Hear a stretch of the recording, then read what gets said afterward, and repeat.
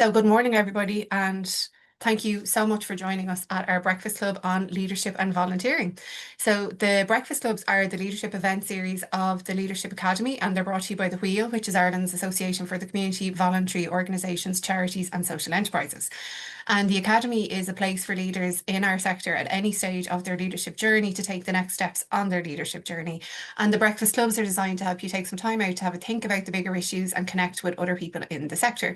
So I'm Sharon Hughes. I'm the Leadership Academy Manager, and this morning's event wouldn't happen without my colleagues Ciara. So if you have any issue, please contact her directly through your chat box because I won't be able to chat to you if you send me anything.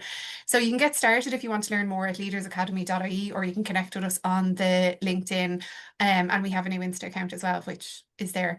So a big part of these events is the chance to network. So halfway through, we will pop you into breakout rooms for a chat with other people and a bit of reflection. The rooms will have a nominated facilitator who'll be identifiable by an asterisk on their name. So don't panic, it won't be Death by Zoom room. We won't let that happen to you. And do let us know if you can't go into a breakout room. Just let Ciara know, just to make sure we assign the right amount of people to the groups. And we might mute you if you accidentally put your mic on as well. So please note the event is being recorded. And if you do take any pictures or screenshots, we would love if you tagged us wherever you post them. So this morning we're going to talk about leadership and volunteering. So we talk about volunteers a lot in the sector. They're a huge part of the sector, the lifeblood in many instances. But some of our volunteers grow bigger within our organisations, and in certain cases, the volunteers can become leaders in the sector in their own right. So this morning, we're going to talk about how does that happen, and are there ways that we can support this extra? So our two speakers at the event have both had really interesting paths to where they are today, and they both have full-time jobs, and around those jobs, they're also passionate volunteers. And within that context of volunteering, they've become leaders within our sector. So we're thrilled today that they are joining us. So Fahmeda Naheed is a community development officer in Cork, and she has extensive experience as a trainer, intercultural dialogue facilitator, and project organizer. She's worked on numerous migrant support and integration initiatives, hosts the weekly radio show Let's Integrate on Cork City Community Radio. Fahmeda serves as the co-chair of the Cork Three Faiths Forums, is active in the Network of Ethnic Minorities for Domestic Abuse, NEMDA, and is an ambassador for Schools of Sanctuary. She also founded the Irish Pakistani community of Cork, and her community work has earned her multiple awards. And Aidan Collins has over 3 decades of experience driving operational excellence across global professional services organizations within the technology industry.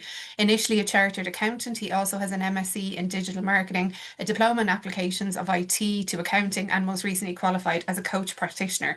He has spent a large part of his life volunteering with Water Safety Ireland. He currently serves on the board of Water Safety Ireland, and he also indulges his passion for motorbikes by volunteering with Blood Bikes East, an emergency medical transport charity, and also serves on the board. So I didn't actually say Aidan works for Adobe, which we all know and love. I'm sure we all use it pretty regularly. And that's possibly the most corporate bio I think I've given Aidan in my time here. So Aidan was one of the very first people I met when I started in the academy. He had a meeting in my calendar pretty quickly, straight away asking how he could support his own other volunteers on their leadership journey in his organization, which I thought was just something hugely admirable. I really enjoyed it. We've been in touch since. And Fahmeda connected with me as part of her application for future board leaders, which is over a year ago now, Fahmeda. And then when we met in person and I saw that all she did, I was just blown away. When they first met, they'd never met before. Within 5 minutes, they had people in common. And this week, they've both been nominated in the same awards with Volunteering Ireland. So you've heard that here No, not first. me. You're not I nominated, you're I am a going. nominator, not a Oh, you're a nominee. Yeah. nominator, but you're both involved. Yes, Yes. We that's will meet in well, person at the event.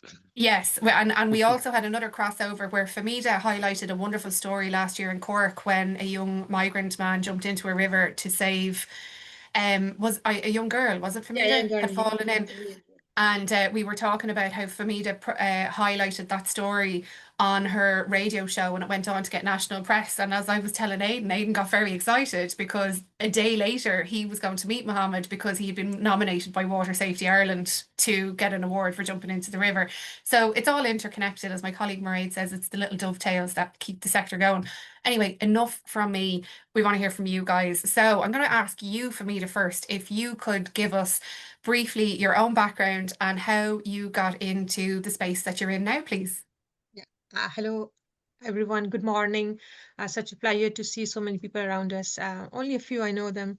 Uh, but myself, I am Fahmeda Naheed. I'm living in Cork. So over a decade and a half, I made Cork my home.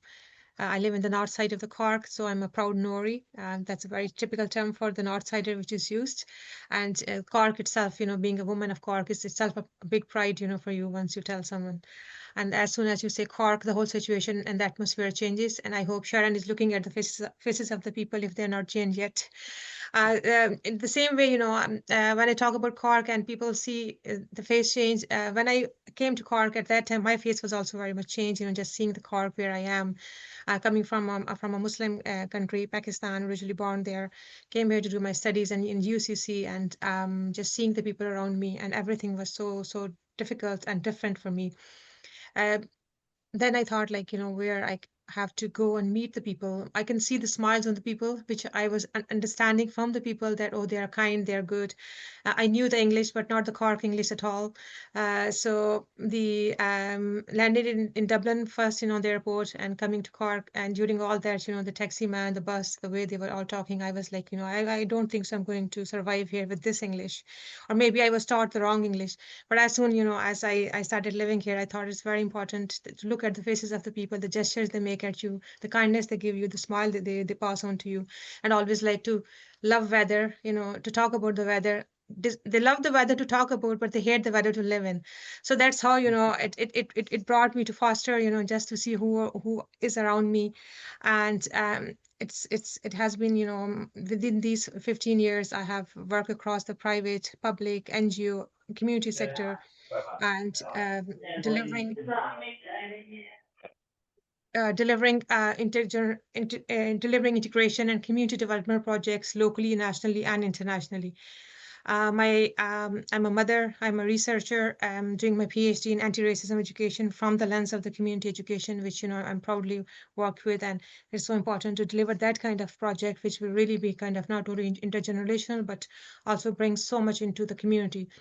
My journey has always been about connecting people, creating spaces where communities can come together, learn from each other, build understanding, and whether it's through community work, media, or public speaking, my purpose has always been to strengthen belonging and promote shared humanity.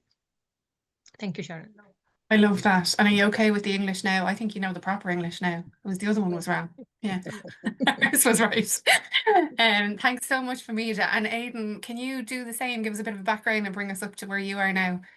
Yeah, awful to follow that because it's a much more traditional corporate background. But I suppose to start with, I did qualify as an accountant, and I know Barry Dempsey is online, so he can verify that. But I quickly discovered that whilst I enjoy numbers, I prefer people.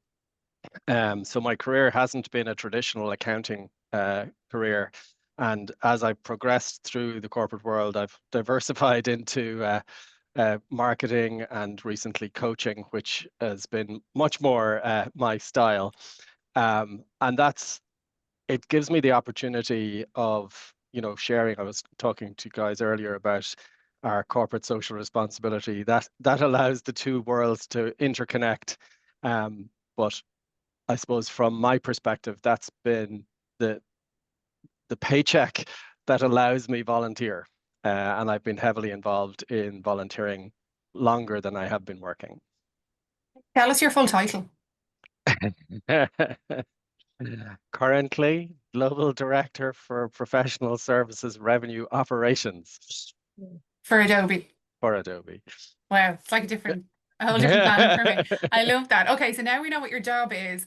Could you please tell us what your volunteering career has been, please? Well, that's far more interesting. As you mentioned, I've been involved in water safety for probably over 40 years now, following in the footsteps of both my grandfather and my father, and have inflicted it on my children as well. So we are four generations of water safety. In fact, when my granddad started, it was still under the auspices of the Red Cross. But Water Safety Ireland are celebrating 80 years in existence this year. So he predates them. But I've been involved probably 40 odd years now, from when I was in school up until now. As a volunteer, as a competitor with lifesaving, I've represented Ireland in competitive lifesaving. I'm an instructor, I'm an examiner, and now, as you mentioned, I sit on the board and have a focus on marketing. So all those ads you hear on the radio and see on the TV, that's coming from my commission as part of water safety. So all thoughts, suggestions are welcome if you want new ones. I believe you're giving a pitch. And can you tell us about blood bikes as well? Blood bikes. Well, blood bikes is a more recent one. I came to motorbiking late in life, as they say, because I had a mother and a wife who were not terribly excited with me riding motorbikes, despite the fact that my father grew up riding bikes. So I started riding bikes at 40, and I met the blood bikers at an event in the RDS. And that certainly gave me a hook, because this allowed me ride my bike guilt-free. And they even gave me one with the shiny stickers on the side that made people pull out of my way. So I've been involved with them for 8 years. And I made the mistake at a meeting one day of complaining that they weren't communicating with their volunteers very well. So when the new board came on board, I got tapped to say, right, you're communications director now. Uh, so I became That's internal comms, but then COVID happened and I suddenly became PR as well. So yeah, the classic original mistake. focus, Yeah, exactly. make it. You made eye contact and had an opinion. That's always going to get Exactly. you a job in our sector, Yep. definitely. Fahmeda, could you tell us a bit more about some of the work that you've done with your own kind of volunteering from when you got involved in when you first arrived in Cork? You did mention you're from Cork, right? Yeah, yeah. In case you forget it. Can you give us a bit of a Yeah, background of how it started to how you got now? yeah, yeah. Thank you, Sharon. So I think I'm always been fortunate to have volunteer in range of roles that reflect my passion and my values as well. And everything, which I brought, intergenerational, from my parents, from my grandparents, into Ireland, but also, from a faith perspective, where the community is the vital part of being Muslim, and celebrating, sharing, and thinking about your neighborhood as a kind of religious duty. Apart from that, these were the value side, but actually the work I do is I host and produce a radio show called Let's Integrate with Cork City Community Radio 100.5 FM, where I have interviewed over 100 community leaders on culture, migration, education, social inclusion, belonging, and rural and urban integration as well. I am a community chef. I teach cooking, but also, this is something, I never know that I will be called a community chef in my life, but this is what is the people they call me. And so I cook for the cultural nights, community feasts to raise funds and celebrate diversity through food. I'm the founder and volunteer coordinator for the Irish Pakistani community of Cork, where I support community integration, dialogue, culture exchange, and events, particularly on St. Patrick's Day and other cultural events, cultural nights. I'm a member of the Network of Ethnic Minority Domestic Abuse, which, as an activist, I'm also an activist for the anti-racism education, women empowerment, and human rights. I serve as a co-chair for Cork Three Faiths Forum, which promotes interfaith understanding and cooperation and dialogue among the major faiths. I'm also an event organizer, a public speaker, and I conduct research interviews and discussions panels on inclusion, education, and equality. I participate in digital learning and lifelong learning activities, and believing that leadership begins with continuous self-development. I'm proud to be the ambassador of the Schools of Century, where we go into the schools and we promote inclusion and safety for all children in education, and particularly those who are coming from the war zone areas, or those who made the school, as a second or first learning home for them. And each role, is deepening my understanding that volunteering is not just about giving the time, it is about giving your heart, energy, and the hope. Oh. And you mentioned cooking, and I'm not going to let you go off because when I say these guys went on a tangent the last time over cooking, cooking is clearly something very important to them. But it triggers the next question is, it's lovely seeing you guys at these like really strong leadership positions in your volunteering, but how did you start? So Fahmeda, like when you go right the way back, what kicked it off? Yeah, so it is interesting because first of all, we have to understand what the word volunteer mean. A lot of the time we are just trying to figure out volunteering looks like a kind of structural, element or a content, or a role where you are being, selected by someone or interviewed by someone or just thinking like, but within the community space, we are just thinking that the community is the structure we all live in, and we should not use that, former wording when we talk about the volunteering. So this is something, you're born with. Once you're born, you start doing small initiative at home, working your parents, looking after your friends in schools, helping your teachers, in the school. And this is, you're taking a role which you think is important, and you consider it that you can give your input from. So when I came to Ireland, it was I came here with with a full of hope. Also, that the challenges of understanding Cork English, is one of the biggest one, and but how we are going to understand the fast-paced music of the North Sider as well. So there I thought like there is something I can just go ahead and see where I can make the connection and have small dots. So at that time, I just thought the first idea was like how I'm going to connect safely, confidently, and with mutual respect, because these are the universal values which will keep me connected, no matter what part of the world I live in, but they are the global values. So I thought about those global ideas, and then I started, just I came here after a few weeks. I met a woman from Pakistan, and she was first time pregnant, very young, and she needed some help. So I used to bring her to the GP and register her with the GP services, and this is how her I keep her helping. So the first thing was doing the translation job, for a woman of my own culture which needed the help from. And then I started, helping more as a volunteer translator. My communities, I speak other languages apart from English. It's Urdu, Punjabi, Hindi, and they all were, kind of very plus point for me to just take that role and that space. And then from there, when I was contacting through them, I was contacting the whole of how the system works here, how the GP service work here, how the bits and pieces in the structures I can go and I can navigate. So it was not only for them, but also it was my own learning, and how basically the people, they see you, those who are working inside the organizations, they see you, the migrants, how they see you, outside of the landscape of Cork or Ireland, and how they feel like in the connection. But I knew like, there was always this sentiment of kindness and empathy and smile, which was I like, definitely there are people which are making this beautiful community. And I'm not in a wrong place. I am in the best place.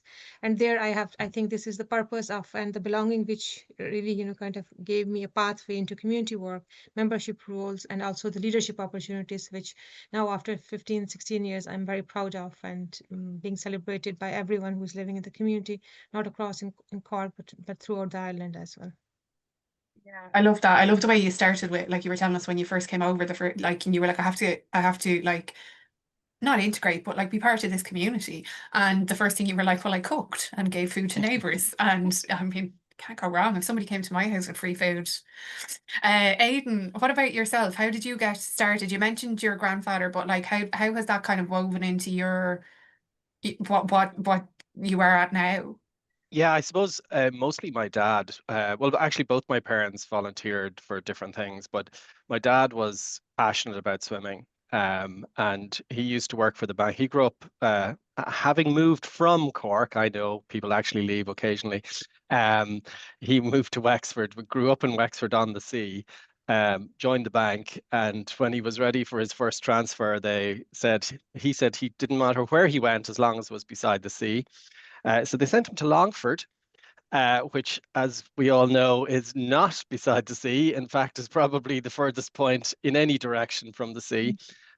So he did a lot of fundraising to build a pool there. And once that was built, they moved him to Kells, another seaside location. So my earliest memory is as a 4-year-old is doing sponsored walks, 10-mile walks to raise money to build yet another swimming pool. Um, and once that was built, he set up the swimming club. And because we could swim before we could walk, we were automatically helpers.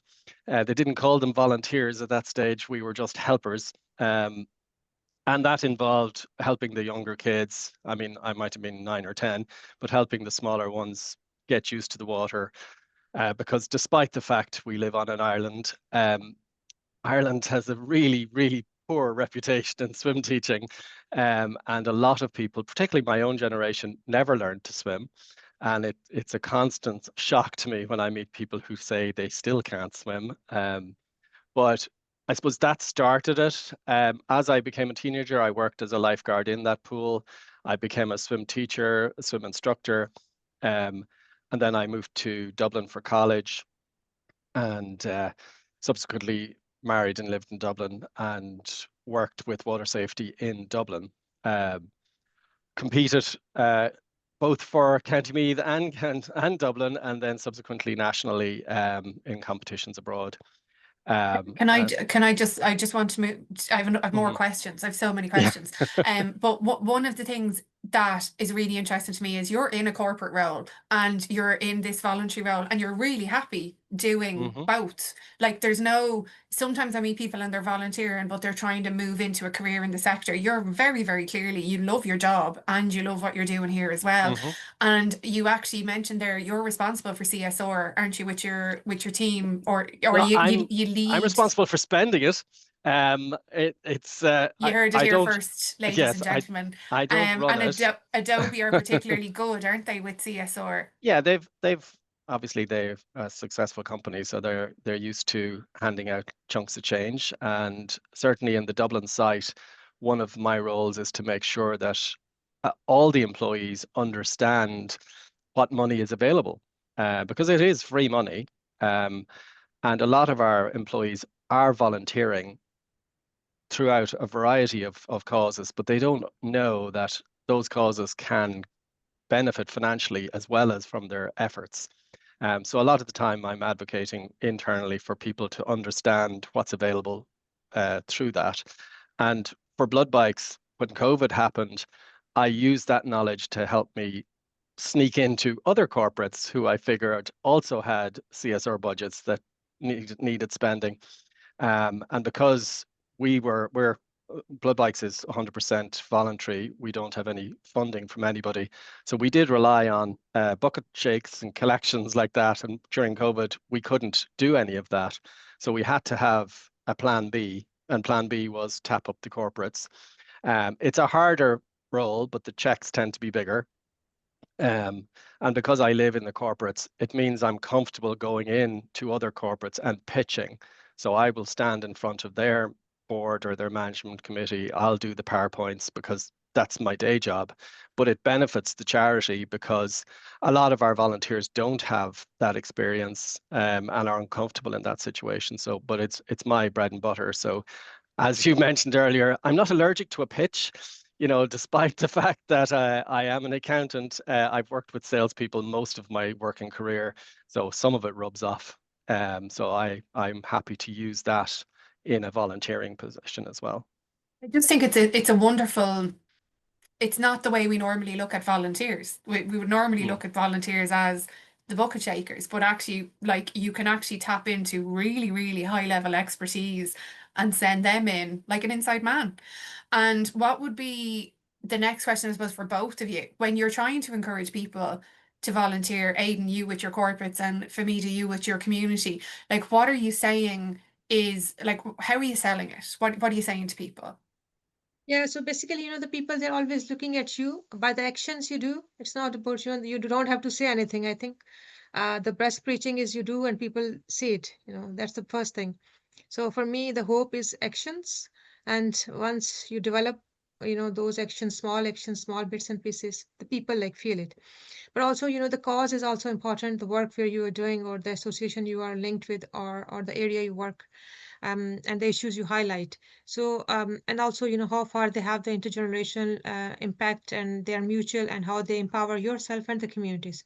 So there's and also, once you start a service as an act of love, it brings, the community, because community is about building the connections, foster shared humanity, and build the community leadership. And we are all part of the community, so automatically it's me like being the part of the member of the community. People are looking at you, and you are looking at the people. And once you make it from your spiritual and social journey, the people feel the real connection, and they understand that, how we are giving back. Just for me, as I know, for most of the previous talks, maybe you have done it. A person who's white skinned and they're talking about volunteering, it's very different for them. But once I say that, I'm a migrant, I was new here, now I'm the Irish citizen, now I have my children born here, they're going to schools. And once you go into the schools, and the principal and the schools, they follow you on social media, and they like your post, this is, you feel like, okay, it's me, like, this is something, a very vast people of the community I'm connecting with. And they know me through the connections, I have, like, as much my children born here, but also, the work I do. But so this is something, which that. And once you know that the people know your story, the day you came in here, how they helped you, and once you give it back to them, they know, like, okay, now she's in a position, now she's in that moment, that she's returning everything back to us. And that is more powerful, because it's how in societies first we take it, and then we give it. We can't give it straight away, because you need to, in community, you need special skills, you need that understanding, you need that empathy, you need that belonging in action, and then you are able to deliver it. But also, like, through volunteering, I always say, like, I have met beautiful minded people, like, of all ages, all genders, all faiths, and every single person contributed something unique to a greater purpose. And for me, yeah, this is the truest form of nationalism, and I call it. And it's not a political nationalism, it's about it's about the community nationalism, where we recognize that we are one human action, one human nation, by those human actions, united by empathy, respect, and shared responsibility. And also, volunteering made me poetic. Whenever I start talking, people like, oh, the poem is coming from you, from your mouth. And the best poem, so far, received a lot of recognition in Cork, in Ireland, was when I were if I were a cork. And from that, this is the poem I wrote, from all that passion, from those beautiful memories of connection with people and places. And whenever I meet new people, I end up writing pages filled with reflections, gratitude, stories, and every interaction becomes a poem about humanity, afterwards. And also, like, the leadership, when we connect everything from the lens of the leadership, it is about building the small steps but regular actions, which are guided by the clear purpose. Those small actions repeated with heart create change, and that change ripples outward. And this is how, the true leadership lives. Leadership have to live. It's not like, it's not a one day role, you do it and you go back, or just a 2 years contract and you are done, and you're no more, you are a manager, or you are a supervisor, you're no more there. But it is something, where the titles are not important, but the kindness, consistency, and courage is the one you lead with. Yeah. Yeah, that's like a mic drop there. Just follow that up there, Aidan. Well, I was going to say, having only Uh, met Fahmeda a couple of weeks ago, I do follow her on LinkedIn, and let me assure you, all her posts are poetic, that's and true. it's a pleasure to read them. So certainly, I can concur with that, but absolutely, in terms of pitching, I very rarely pitch for volunteers. I talk about what I do or what we do. And as you say, the passion of that comes across. So it's, and even if I don't talk directly to people, if they have even a passing interest in my LinkedIn or any of my social media, whether they want to or not, they'll learn about it. Um, but I think for me, and we talked about learning and teaching, like that was what really resonated with me with water safety. Like right from when I was a teenager, I was taught to be an instructor. And that it was probably my very first leadership position, because you're instructing a class. So you're in charge of a class. And there are a bunch of people, particularly when I was still in school, some of them were my classmates. So you're now in a leadership role with your peers. So that takes a different attitude, but you are transferring a skill to them. So they are learning from you. And it's fascinating the difference, like when you kick off in September and it's a bunch of teenage boys going, well, what do you know, Collins? And throughout the year, then they're actually learning a skill. And from a life-saving perspective, it's an employable, payable skill. So there is a goal for teenagers. And throughout my time teaching water safety and swimming, uh, the amount you get back from that, from watching somebody, I had one woman who sat on the deck of the pool for 8 of the 10 weeks. She was so afraid of water, she couldn't get any closer to it. I mean, I think for the first 3 weeks, she sat in the office looking at us. But on week 10, she swam the length because her problem wasn't the technique, her problem was the water. And it's stuff like that. We had a great grandmother who arrived to us one day in Crumlin and said she can't bring her grandchildren or great grandchildren to the beach because she worries about them because she can't do anything. So this woman was 79, I think, or 80. And we taught her over the winter how to swim. Now, it was never going to win any prizes, and it may not have been the most elegant stroke, but by the time she was finished in April or May, she was confident um, with her new skill that if one of her grandchildren or great grandchildren got in trouble, she could go after them. Now, it was done a bait. You could walk for a long time before you ever got into water deep enough to drown in, but it meant she was comfortable walking out into the water to pick up her kids or grandkids. So And can, that's why you do it. Yeah, and so what I'm hearing from both of you, and I didn't plant this, is that volunteering teaches you leadership skills. But there's another interesting dynamic there as well, because Fahmeda, you said that somebody from a migrant position is going to have a very different experience volunteering than somebody coming from a different place of privilege. And we touched on this about privilege. And you said, Fahmeda, first you take and then you give, which is really wonderful. But Aidan, you deal with a different level of people, really, don't you? Like, and the difference of the power dynamic of people. And I know slightly controversial, but I meet people in the sector and I'd say, oh, like who do you volunteer with? And they say, well, I don't volunteer, I work in the sector. But it's very different. Both of you are doing your volunteering on top of your, like the nature of volunteering isn't that you work in it, it's that this is something additional that you give to your community. Aidan, do you want to hit that one first? Yeah, I mean, and I will accept and grant that I come from a very serious position of privilege for a whole number of reasons, gender, color, passport, just to name but a few. But it's quite interesting then putting that to use. So that's Mm. what we've been given, um, and it's important then to use it. So my dad was the bank manager in a small country town. The kids would come into the bank and call him Paddy, but the parents would come in and call him Mr. Collins because they were coming in to see the bank manager. But the kids would see their swim teacher. So I think there's always a place for giving back, regardless of where you come from. But I do think it is really important. And a lot of my colleagues would look at me and go, what are you doing? I mean, I was volunteering on the bikes on Monday night. I think I passed Noah at one stage because the rain was epic in Dublin. So it was quite the challenge to be out on a motorbike. But the phone calls kept coming. So that's what you had to do. And, I was in the office yesterday and people saying, what were you doing? Because I was actually in on the bike because I was coming off shift. So I had dropped our blood bikes back. And saying, you are just like a drowned rat, but you just change and you get on with life and do it. But it's really interesting to challenge that with people as to, well, you don't have to get on a motorbike and go out in the rain. There's a whole pile of other stuff you can do.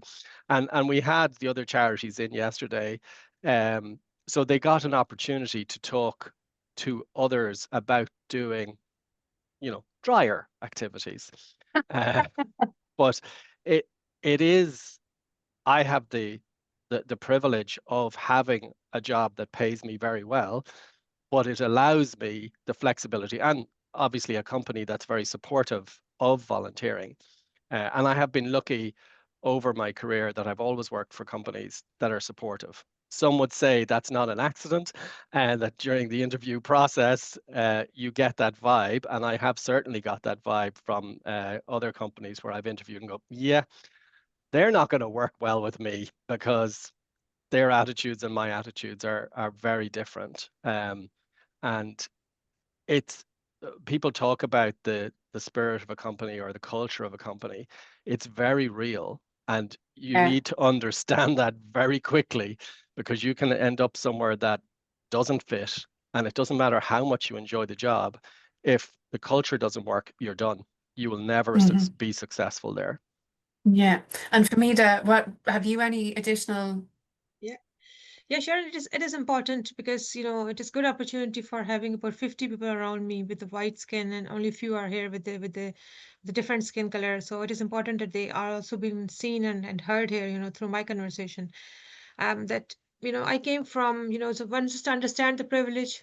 It is important that I am in a situation where I started from no privilege to privilege. Mhm. So no privilege, like a woman who's new in the country as a migrant. Um, uh, uh, Itself, the woman is, with all that global patriarchal norms you are existing here. You have different religion, which is a minority in Ireland. Also, you're showing your religion, like that you are telling that you're a Muslim by covering your head, so everyone can see you. You are visible. You are a mother, and mother have with the child care. You have so many constraints in this system, which every white woman is suffering, and and still asking and demanding for it, for the equal word. Then we have this, not only the color but also the brown color, which is, you have seen now the whole brown racism which is happening in Ireland, which I have faced myself, from so many different ways, whether it's about structure, about system, or whether it's about the public racism or digital racism. But also, like, you are a learner. You are also from a very lower socioeconomic background, because the start, since you come into Ireland, you don't have anything. You have to really build, from having your own house to have the place of learning, having an office in the house, just kind of having a little bit of money in the bank account to run your social businesses, as well as, just like Aidan said, that once the money is there, I know the job pays you for everything, but it doesn't pay you for everything. It pays you to some extent the basic of that life. But again, with that, we have to just understand that, um, with no privilege, and once you start receiving that privilege, and what the privilege I received is from the community. They were the ones. I know I had the skills. I have to work for organization. I have to do everything very professionally, very committed, and do the best, in terms of, following the processes and outcomes as well. But once I come, but they were just paying me the money. But the real gratitude, the whole, celebration with the community, receiving those awards, from the mayor, from the Galway, from my own community in Dublin, receiving them in working in Limerick. So there is, you get a connection, that how people, they're going to resonate with you. There are women, when they see you, no, because as a Muslim, I have, like, about 2% of the population of Ireland, in that faith. I'm targeting their needs. I'm talking about their representation in the volunteering sector. Once the women say, like, they feel so unsafe, and the children, their daughters, they want to go to school and they can't cover the head. And once they see me in there, they say, okay, no, it's may, like, this is a safe place. The community is a safe place. You can go, you can work there, and still, you can enjoy your safety and your enjoyment, as with that value orientation, which we have to put into that. So again, this is the place where I feel like, what is privilege, from non un, or not having the privilege and having the privilege. And now this is a position where you are giving it back to the community which has given you that privilege. And this is something, we have to talk about this, the financial privilege from working sector, but also we have to talk about the so much, add on from, decapitalization of our values in the societies, which make us, a kind of a contented person, which we all want to be. Yeah, thank you. We're nearly at time, so you are both amazing volunteers, and I can imagine there's antennas up all over the place going, how can I snag those people and get them onto my organizations? But I suppose there's plenty of other people, and I wonder, Aidan, you talked about the fact that if an organization has crap culture, you know about it pretty quickly. I think that's the same for organizations with volunteers. I Oh, think, absolutely. absolutely. So what I'm wondering is, Fahmeda, you had mentioned awards and stuff, and Aidan, you mentioned getting like not titles, but actual like strategic positions within the organization. So from your guys as organizations, what are things that an organization can do in order to encourage like a higher engagement, commitment, a higher level of volunteering from people outside? Yeah, should I go first or you want to Yeah, go? go for it. Yeah, yeah. So I think this is a very relevant, it is a very relevant question because we are living in this situation. We are sitting and we are talking about this. Sorry, sorry about the phone. Yeah. So this is a call from as a volunteer because I work and someone is calling me during their conversation. So you can imagine, the role and the impact of volunteering in our digital lives. Yeah, so it is important for all, organizations just to understand that to foster the leadership opportunities for the volunteers, that is very, very important. A lot of the time, once you are with the schedule working 35 hours a week full time, you're thinking like, if I ask my Aidan or Sharon, just for maybe 20 minutes of advice on something as a volunteer, we are reluctant to ask. There we lose the connection. We lose the power which that person have, in that volunteer capacity. I think the best advices I give to different, communities is my role as a volunteer.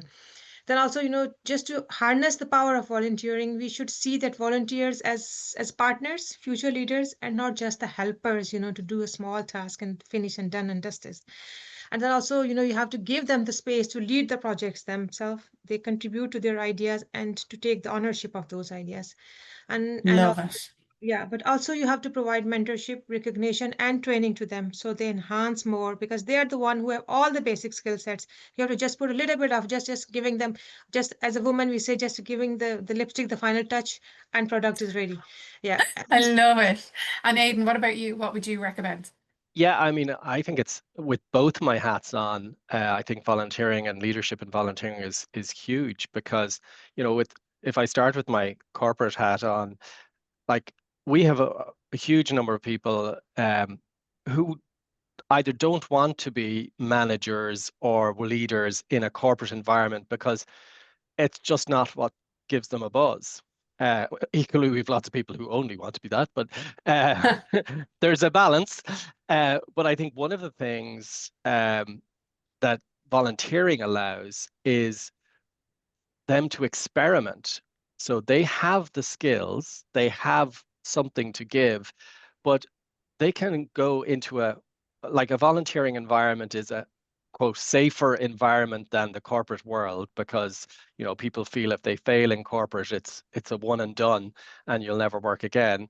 Whereas in a smaller setup, doing something they're passionate about, they automatically bring more to that. So, test driving, for want of a better description, a leadership role, even if it's just, say, doing a fundraising committee or organizing a single event for the charity, that in itself is a leadership opportunity. And they can get comfort from that. Now, in some cases, they will then bring that back into the corporate world, but even if they don't, the charity automatically benefits from it and it'll progress. Like, so as I said, for me, I joined Blood Bikes purely as a volunteer. That was because I had all the leadership opportunities I Yeah. wanted. I did not well anymore, but I forgot to say no, got to sit on my hand and not open my mouth at a meeting. But that I just wanted the to go off and be a volunteer, play on the motorbike and do nothing else. But you got sucked in. And by turn, I've sucked other people in for that reason. You identify as you communicate with them, as you're enjoying events with them, you sort of, oh, so that guy has that sort of a background. He might be really useful to do our corporate governance update because no one volunteers for that.